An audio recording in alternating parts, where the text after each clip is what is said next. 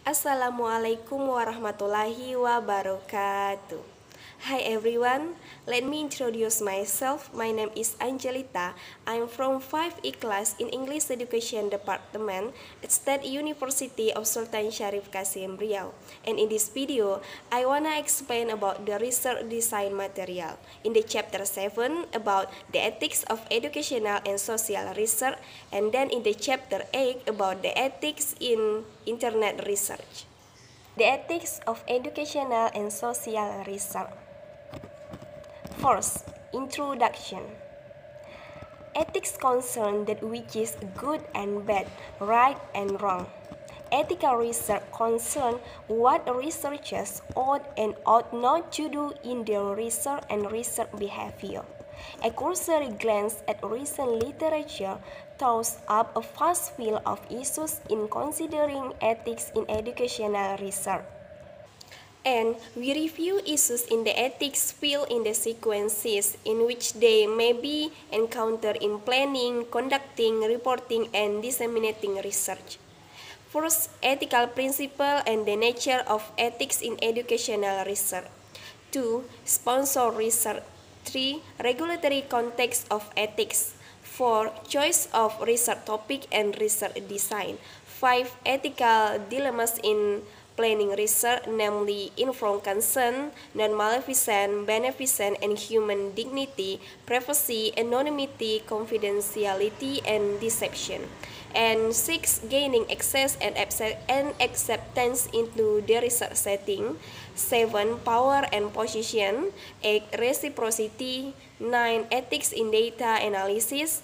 10. Ethics in reporting and dissemination. And last, 11. Responsibility to sponsor, author, and the research community. 2. Ethical principle and the nature of ethics.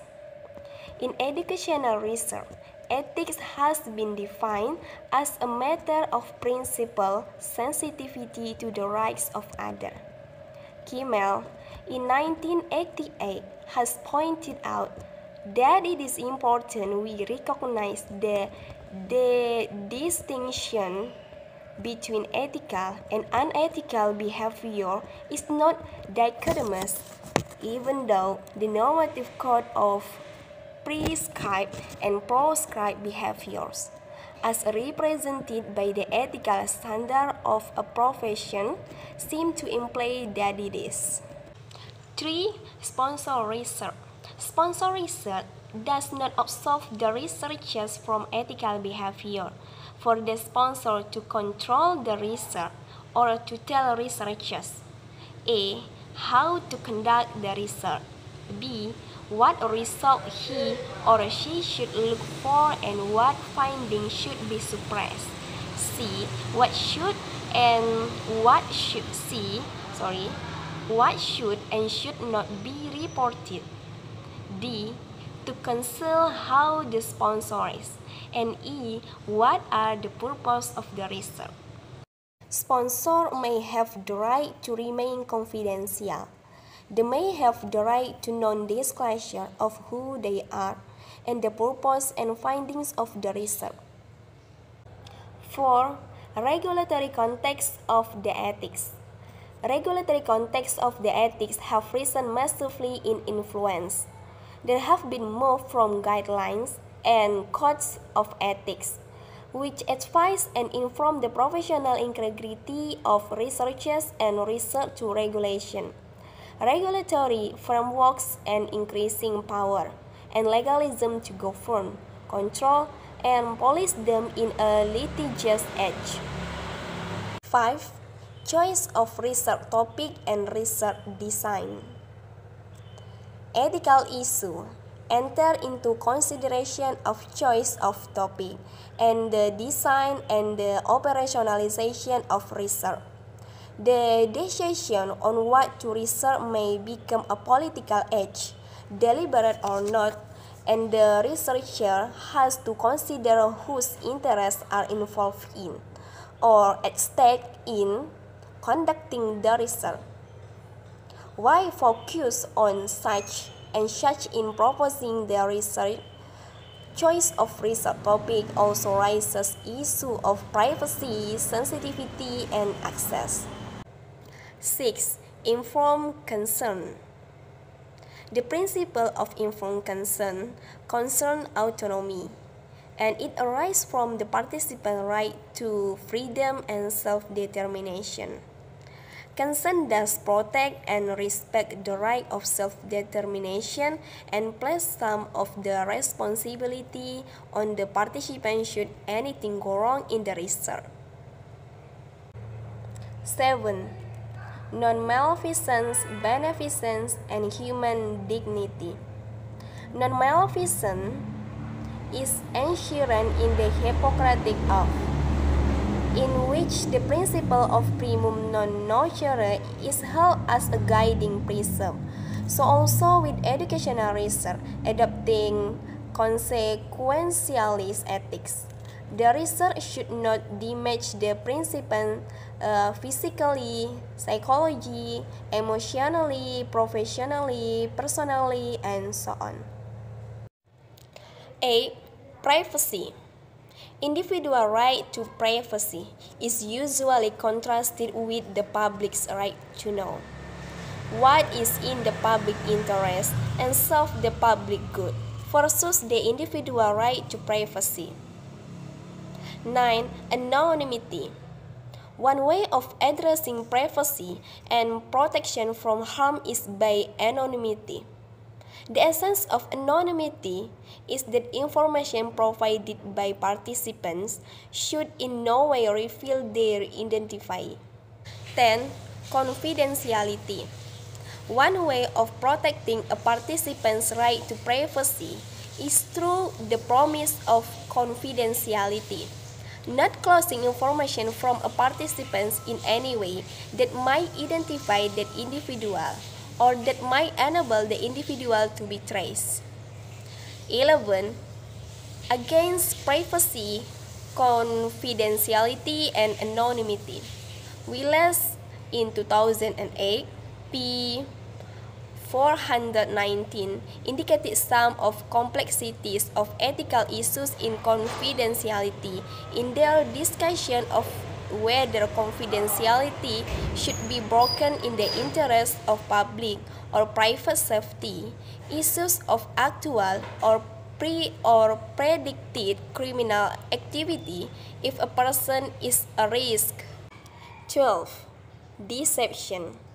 Deception resides in not telling people that they are being researched, not telling the truth, withholding some or all information about the research, telling lies, giving a false impression, and failing to correct misconception. 13. Gaining access and acceptance. Into the research setting, the relevance of the principle of informed consent become apparent at an early stage of the research project. That of access to the institution or organization where the research is to be conducted and acceptance by those whose permission is needed before embarking on the task. 14. Power and position. The researcher is often seen to be or is in an asymmetric position of power with regard to the participants. The former may have more power than the latter, be this by status, position, knowledge, rule, or whatever. The researcher typically determines the agenda, the timing, and duration of the research. 15. Reciprocity. Reciprocity means giving or giving back something to the participant in the research in return for their participants. Researchers should never lose sight of the obligation they owe to those who are helping an ethical matter. 16. Ethics in data analysis. Data analysis must be ethical. It must not mispresent findings or the phenomenon itself, and such misrepresentation can be happen in many ways. 17. ethics in reporting and dissemination. As with the data analysis, the researcher has an ethical duty in ensuring that results of the research are reported fairly, credibly, and accurately, without misrepresentation, unfair selectivity, or inappropriate piecemeal reporting of different parts. 18. Responsibilities to sponsor. The sponsor may not wish to be identified or indeed may deliberately seek to be identified. This is a matter that should be agreed before research commences in order to avoid challenges arising too late in the research. Last conclusion. In this chapter, we have attempted to acquaint readers with some of the ethical difficulties they are likely to experience in the conduct of research. Next, I will explain in chapter 8 about ethics in internet research. First, what is internet research? Internet research is defined by Buchanan and Zimmer in 2012 as that which uses the internet to collect data using an online tool or comparisons studies of internet use and how people use it, or which uses online data sets, database, or other materials. 2. What are key ethical issues in internet research? Internet research covers three main types, namely passive, active, and online traditional forms. 3. Informed consent. Informed consent is not straightforward in online research. Marshall and Rosman in 2016, p. 183, note that researchers considering informed consent in internet research face issues such whether, how much, and in what sense and domains the data are public or private, how sensitive the topics are, how much interaction will be required, the vulnerability of participants, and whether consent is actually necessary. 4. Public and private matters. Online ethical issues also arise in the context of big data. Benito and Montague in 2017 uses big data raises many ethical questions: privacy, traceability, ethics and accountability, surveillance, individual human agency, and free will and responsibility. 5. Confidentiality and anonymity. Privacy, confidentiality, and anonymity are like in internet research. Anonymity is where not even the researcher knows who the person is, and confidentiality is where the researcher knows, but nobody else knows or is allowed to know. Researchers must consider whether and how to address confidentiality and anonymity in internet research. 6. Ethical codes for internet research. Many organizations have produced codes of ethics for online and internet research. These also complement and refer to legal regulation and requirements. And last conclusion. As can be seen, many of the issues listed above rehearse ethical challenges in everyday research. They are not exclusive to internet and online research.